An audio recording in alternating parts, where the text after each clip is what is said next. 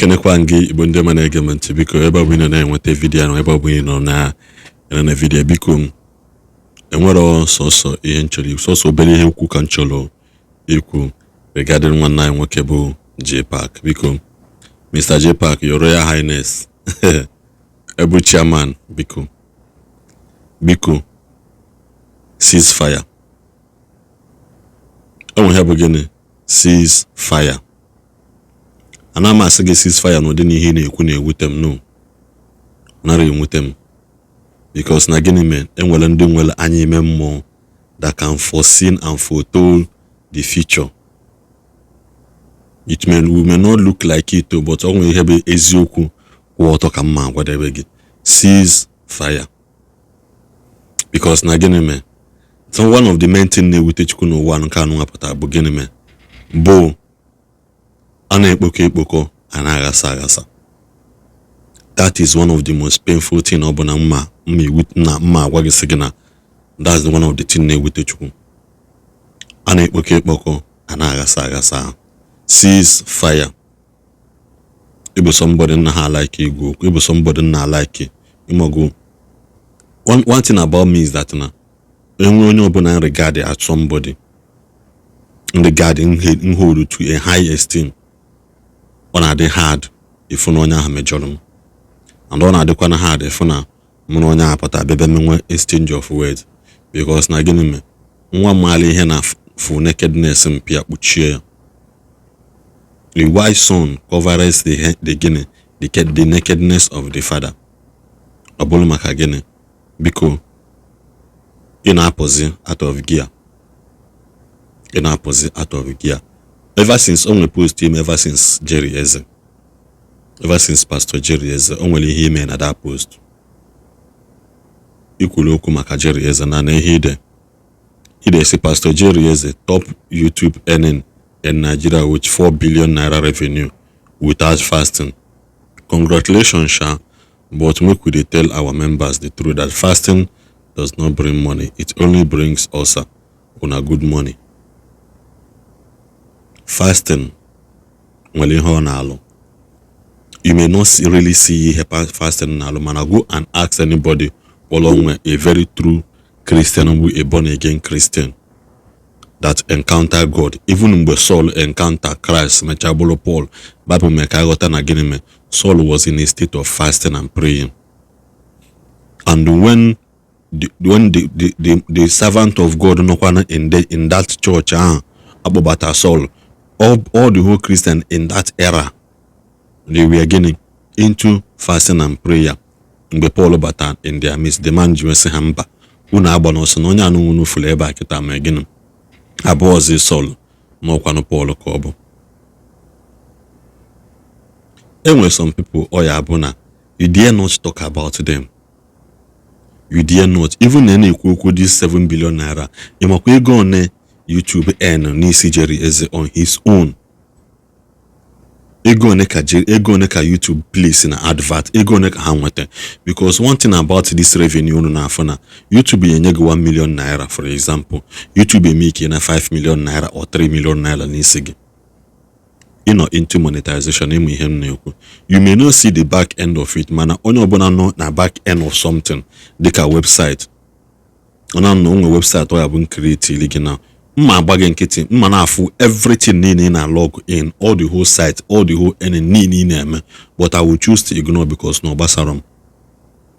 What people want to see is what they click on to see. Jerry Eze aka, men of God aka, there are a lot of content to be done on social media. The men of God aka entirely. Because why? I know an event in the Bible. And the mother now say, why again everybody is paying for the sins of Adam and what on well he inherited the wealth of Solomon. Can you do the thing Solomon, man? Without not even fasting and prayer, without anything, Bible say again, and Solomon gave God a 1,000 burnt offering.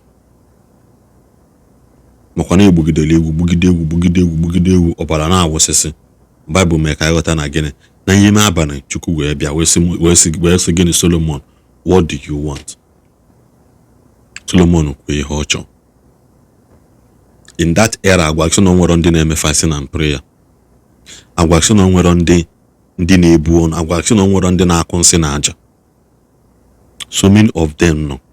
But whoever that did the thing that will command the hand of God upon them, under Kachukwu na-egosi ihe o ji ebolo Chukwu. Ịbịa post about Dubai, bịa post nka. People na Dubai ama ngwa gị ihe that country na-eme behind the scene. Ama ngwa gị ihe country si na-eme behind the scene. Ka ngwa gị nke bụ eziokwu. Ọ bụ na ọ bụrụ ekpele, Nigeria ka dị worse than Sodom and Gomorrah today. The punishment and the wrath of God ka go upon Nigeria. Check Nigeria as a country. Nigeria enweghị natural disaster. Nigeria enwere natural disaster. Ono ya bipụta asị gị na mbuze melo unu ehukọlụ ọkụ a na-agba. Go and check Western world. These people na-ata ezigbote ahụfụ. Because the system has been designed to oppress you.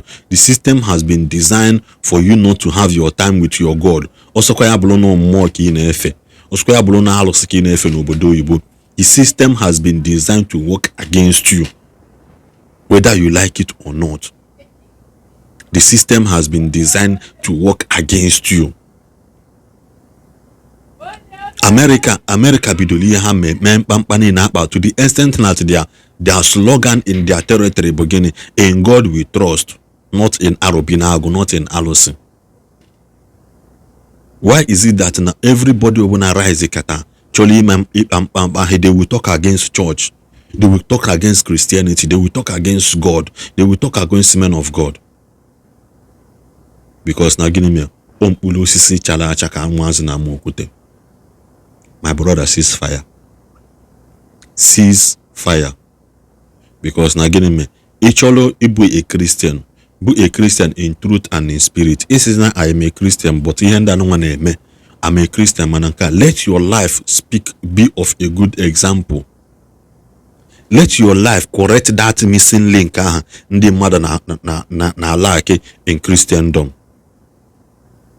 Ewe videos ime ise na mmadụ na-eje n'ahịa okwu. Bible sị gịnị? Pray without ceasing. Pray without ceasing. Anyị niile na-agụ Bible. O nwere mgbe i kwuru sị maka anointing oil, say anointing asịrọ eme nke approach pastor na-ego land dị n'eluigwe gịnị nwere onye chọrọ inwe a na-agagharị with olive oil. Gee ntị ka ngwa gị gwa the book of James chapter 5 from verse 13 to 15. Ọ sị gịnị? Is any one of you afflicted? Let him pray. Do you feel great? Ọ sị gịnị? Sing. Are you sick? Call the church elders together to pray and anoint you with oil in the name of the Lord, believing that prayer will heal you, and Jesus will put you on his feet. And if you have been sinned, you will be forgiven, healed inside and outside. Yeah, Bible. So when you have na Christianity and na the na Bible. I know you will say that we have traveled far and wide na Bible melanka. So let me tell you, Bible the only manual but one of the only manual they know one that at the end of the day, at the end of it all, Bible will still everything in the Bible. Yemezi. Enwe guchiko kpala golomba o se gini gwande no n'ugwu ha gbada na ndịda okwande no na ndịda ha agbagokwa n'ugwu, because na gini me na gworo ya na ada n'ugwu na ada na ndịda. Go and check the western world today, Jamaica. Go and check the western world today. A revival is sweeping through the street of America. America realized their mistakes about that they have to abandon the God which their fathers worshipped that make them America today. A revival, people are going back to the things of God again. Go and check, go and verify. America will one of the worst disaster ever in their history. America, ndị natural death in America the lower than ihe ndị eji egbe wee gbagbu. Ọ bụrụ maka gịnị mee? When people begin to trust in their ability na ha amachago ihe niile a na-ama ama n'ụwa. Jike na onye ọbụla n'obodo Igbo na ọdịla na mma. That is why 90-80% of them na engage into another level of crime ka we nwee ike we mee gịnị to make sure that all ends are met. Ikwulu okwu tight ikwulu tight. Onwere ebe Bible dị na tight bụ by force. Tight is a law, not a command. Know the difference between a law and a command. Choose you this day the God whom you will serve, because as for me and my family, we will serve the living God. It's a law, not a command. The same Bible where I said, I have given unto you life and death. Choose life. In as much as Jesus be more for joy, but again, the road to salvation begin be free, man by force. The road to salvation begin free, man by force. You may choose to live your life the way you want. Country like Nigeria, Nigeria, I go to the level of most of us are magon magana no chuku. No chuku. If the Lord has not been on our side, now what may Israel say? O chuku mana Nigeria no ngadi yonano like this. O chuku me Nigeria no kajide kanta isi ka the word Nigeria no like this. Iyejenwa America be for 5 years. You can't live there. Oskwaya bulo na moga mweba.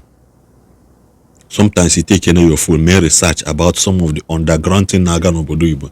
A man anaghị egosi gị 1/10, 1/4 of ihe na-eme na America news adị egosi gị. Nyera ya otu ha mere mbosi ya. Business is gone. People livelihood gone. Just because na ha mee protest. Ona kata ofi ihe amanite ebido gbube mmadụ n'ike. Ụmụazị a na-eme ihe okenye na kwesịrị ime. Iji America amụ anya ekuzi maka for development. Gwere na America, pattern of America zụọ nwa gị na Nigeria ka ịma na nwa ahụ nọ ya aghọ gị ahịa. So biko, this message is for you and for everybody and for anybody ọbụla na-ewetele Christianity on Nigeria, na-ewetele men of God on Nigeria. There are some battles you cannot fight. Bible says at the end of the day, every knee must bow and every tongue must confess. So all the form of mother in a predict match, EJ predict match, emegodi arrange go yesi we end. In a January that has the end has been predicted. Sigine onoya at the end of it. So imelana at the end of the day, that thing akuru be here mizun. So nwanne m nwoke, nwanne m nwa, ebe ọ bụ ino na-anụ video anụ, ebe ọ bụ ino na-enweta video anụ nwa. Ịghasazi na aghasa. Rather let your life become an example for people. Because mgbe mmadụ kwugidere okwu, even you mmadụ na okwu ị na-ekwu elu na to this level, that is when you begin to be sponsored by a force that you don't even know about. Can I get the truth, my brother? You are one of the most hated blogger in Igbo Land.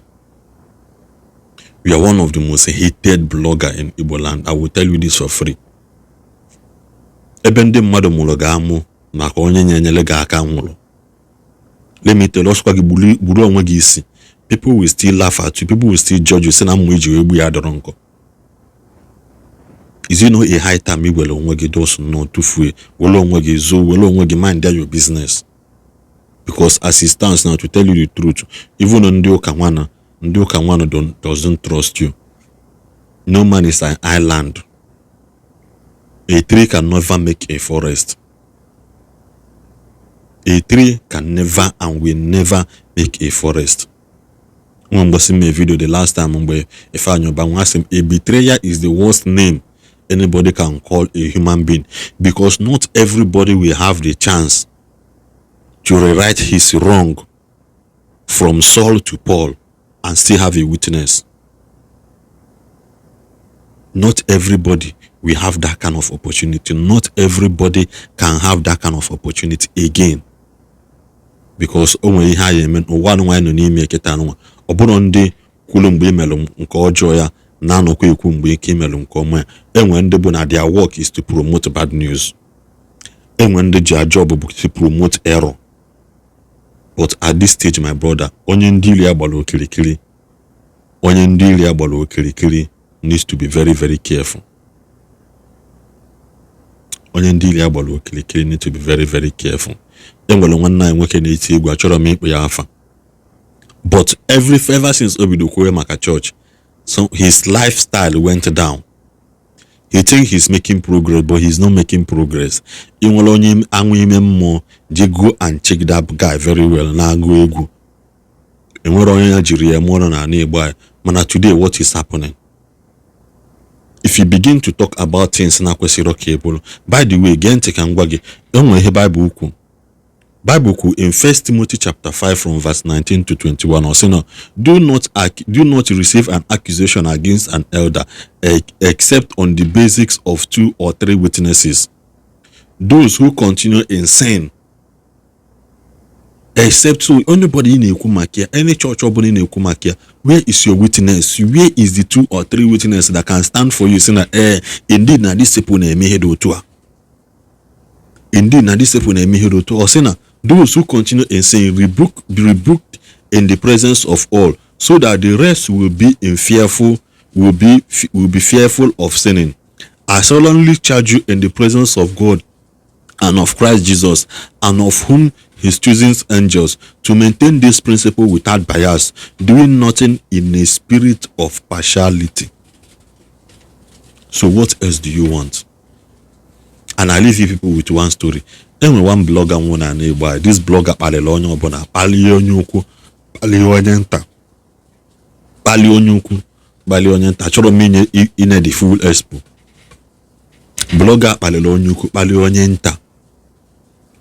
Mgbe o bido ya ba arụ, eziokwu na ụfọdụ si na sickness dị ya na-arụ, na o nwere bụlụ ọya dị ya na-arụ bido bịa manifest we, mana o nwere something na-ejinja something.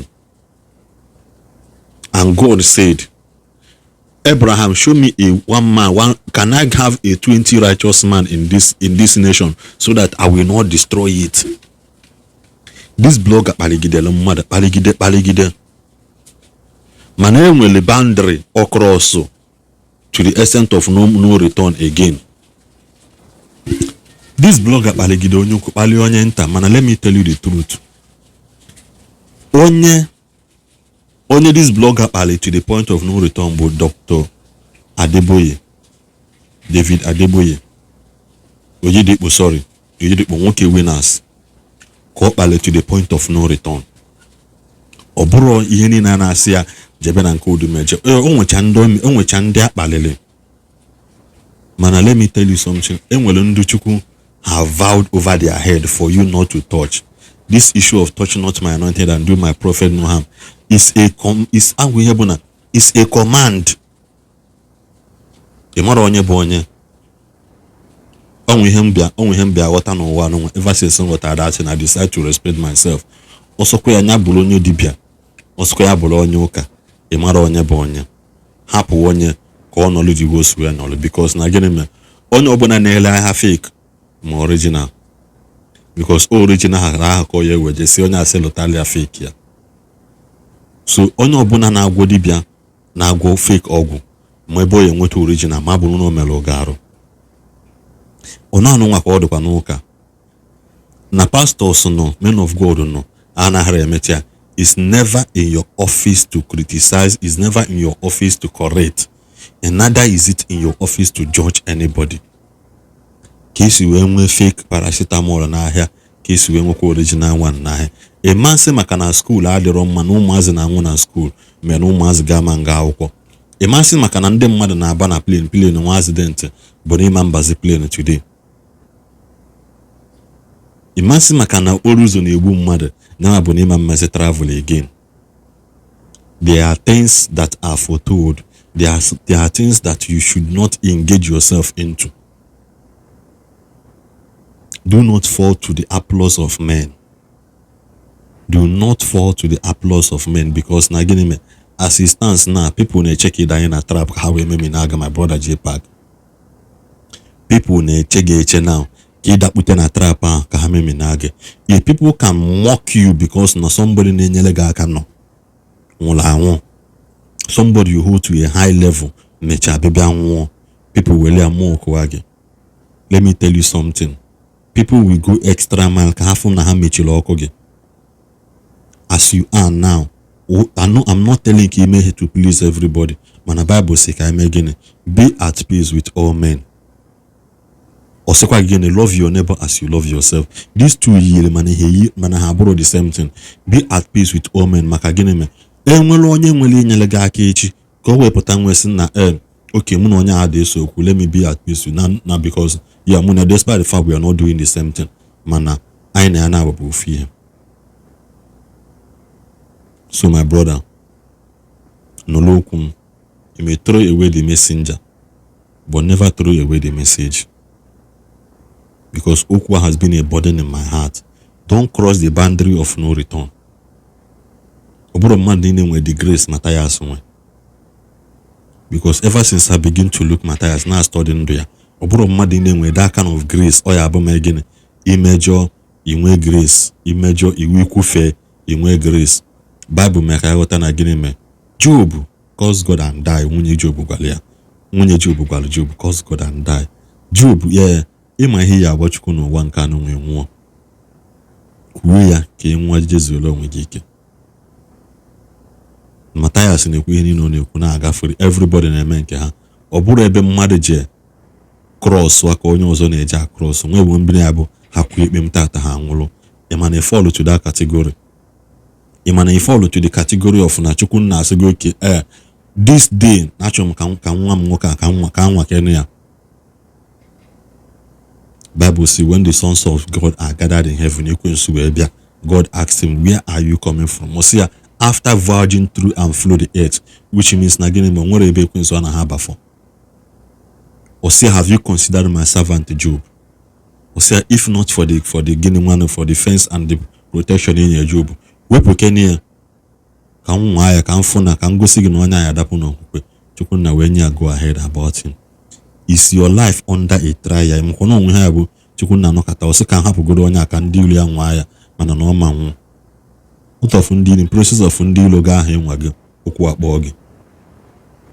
Go and have a rethink about your life. Ịmala na so many things kwesigoro igbu gị egburu gị. So many things kwesigoro igbu gị egburu gị. O wee bụrụ maka gịnị na aka Chukwu nọ na ndụ gị. I'm not saying you should not do your content. Make your content malo, but malo name with a point of no return. Na job na nwere forgiveness or wow is a sin against the Holy Spirit.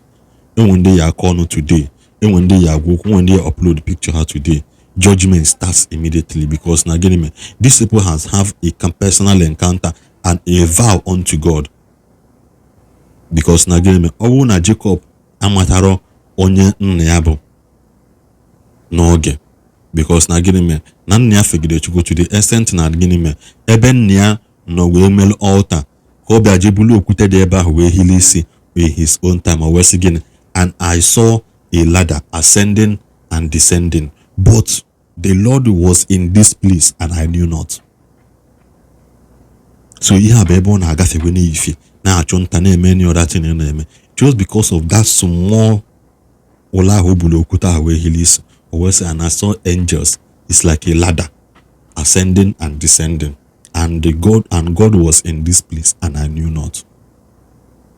Enwere ndị ndụ ha bụ na hapụba like that lady nkwulu okwu ya nwụrụ nụ. Go and check her life. If her people will tell you the truth, there are so many people or major.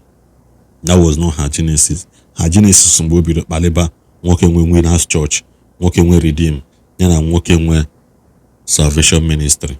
Mmadụ na-atọ ndị Nollywood megidere ihe ha mere na ọnwụ na-egbu ha ha wee jewe na nke jere eze ka ha je kpee ekpere and do some thanksgiving. After that prayer and fasting, their predicament cease. But I'm still sending them a message also. Gano meet an elderly man in the body of Christ before mmadụ na-aba achọ ha achọ. Nwoke nwe Winners Chapel being winners living faith. Nwoke nwe Redeem. If they can gather themselves and meet these two people before achọ ha achọ, before megine achọ ha achọ, ekwuchakwa m ihe m na-ekwu. Onye nwere asụ nyasụọ n'ikwe ịmara asụ ịsọ na ana ka ọ dịnụ. Mana biko don't overstep your boundary, because ndị ilo ga-agbago gị okirikiri na-eche ka ịpụta ka ịzọnye ụkwụ na daa trap ahụ ha setịrị gị, ha wee gbonyụọ gị anya. Ekwechakwa m ka ọ dịnụ mgbe ọzọ.